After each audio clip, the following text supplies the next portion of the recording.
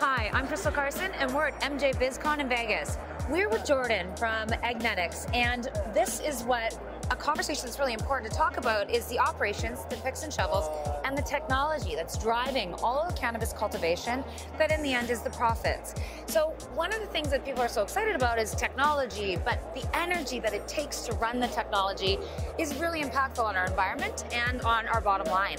Jordan's going to fill us in on Agnetix and what you guys are doing differently. Yeah, so first of all, thanks for having me. Thanks for taking an interest in our platform. Hello to everybody out there, your viewers and so forth. So yes, it's a very exciting time in cannabis cultivation. The whole industry is really exploding worldwide, and a lot of this activity is driving some really exciting innovation in controlled environment agriculture. And in particular, the canna effect coming out of Canada. There's million square foot canopies coming online. We call it the digitization of cannabis 2.0. And what that's going to entail is a lot of positioning in the market as the canopies come online, driving these massive production facilities that are super high efficient production work cycles. Right. In order to compete, everybody kind of has to pivot away from 100-year-old lighting technology, and in particular indoors for sole source lighting. Cannabis is a very photon-happy plant. It requires an enormous amount of energy. As I was mentioning earlier, the Colorado Energy Trust, independently, as Colorado is one of the trailblazing states, so to speak, to bring cannabis into the legal realm statewide. The Energy Trust, like all other utilities nationwide, are worried about melting the grid. Yes. Currently, 1% of the entire U.S. grid is driving cannabis production as sole source lighting. In California and Colorado, it may be as high as 3%. That's insane. Okay, so you gave me a stat about how much energy does it take? 1,200 kilowatt hours of energy for every pound of dried cannabis flower, according to the Colorado Energy Trust last year.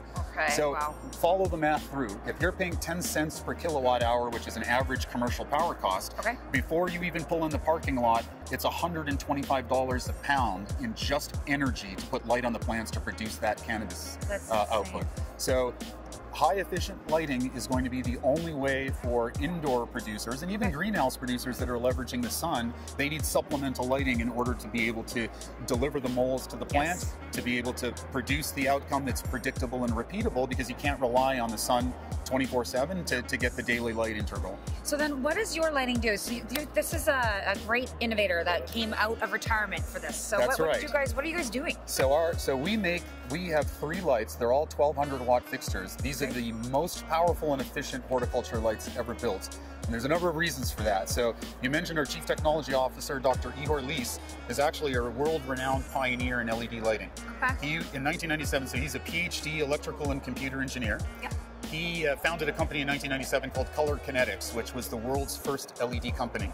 They have thousands of installations all over the world. The Empire State Building, the Bay Bridge, the London Eye, every nightclub you've ever been to is an example. In Vegas? In Vegas, actually worldwide. And 10 years ago in 2007, Dr. Lee sold Cannabis with his co-founding partner, George Mueller. They sold to Royal Philips Lighting for $800 million.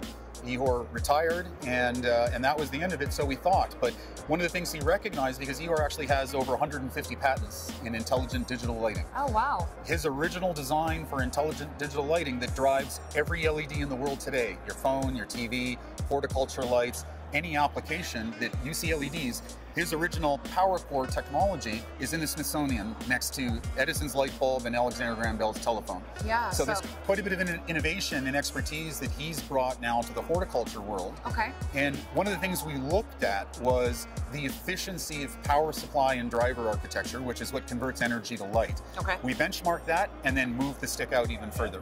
We built our own power supply driver architecture to make the most efficient power supply driving horticulture lighting in the world at any light spectrum.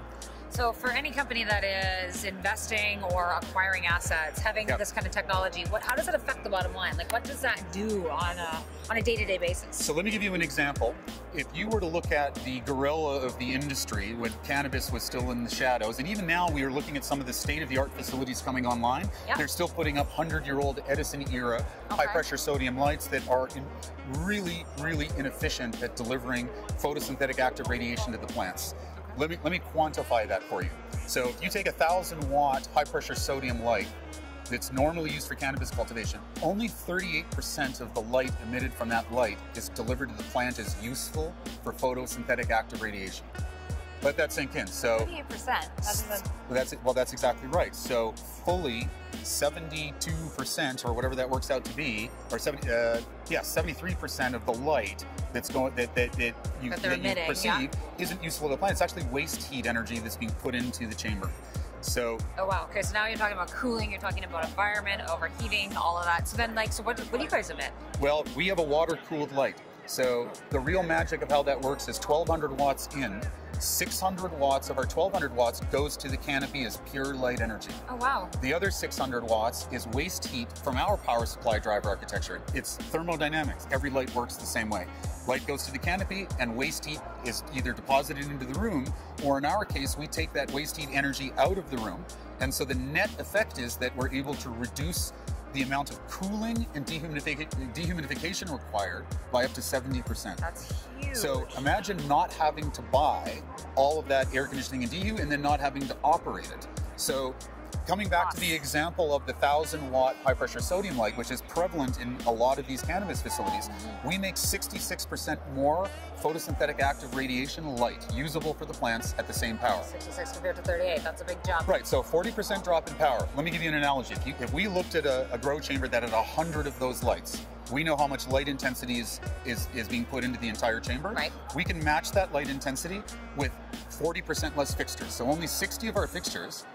And then we're taking all of that waste heat energy out of the room. Right. So all of that money goes right to the bottom line. Right. So everybody's actually just making more, better for the environment too. That's right. So in the analogy I gave you of 10 cents per kilowatt hour, and it takes 1,200 kilowatt hours of energy to produce a single pound of dried cannabis flower. If I came in and said I can cut that in half, now your production cost, instead of $120 per pound before you even pull in the parking lot, it just went to 60. Right. Goes right to the bottom line. That's and imagine that at scale. Yeah, absolutely. And as everybody's competing to have the price per pound and the cost of cannabis is going down, commoditizing, these types of strategies are really important to implement for these businesses. Well, they really are, because to compete long term with these high efficiency million-square-foot canopies, smaller growers are going to have to pivot away from old lighting. Yeah. The other thing that's happening is all these advancements and innovations that are coming to cannabis are also driving what we call data-driven cultivation.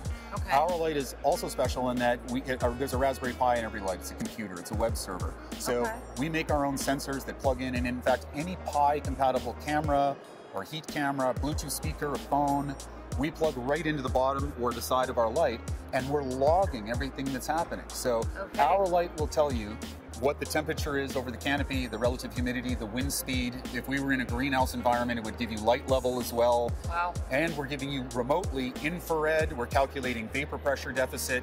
So we're really giving the cultivators precision tools and actionable insight in real time, so they can make informed decisions as to how to continue to adopt their grow for better outcomes. Awesome. Thank you so much. Thanks for having me. Enjoy the rest of the show, and it's nice to meet your viewers as well.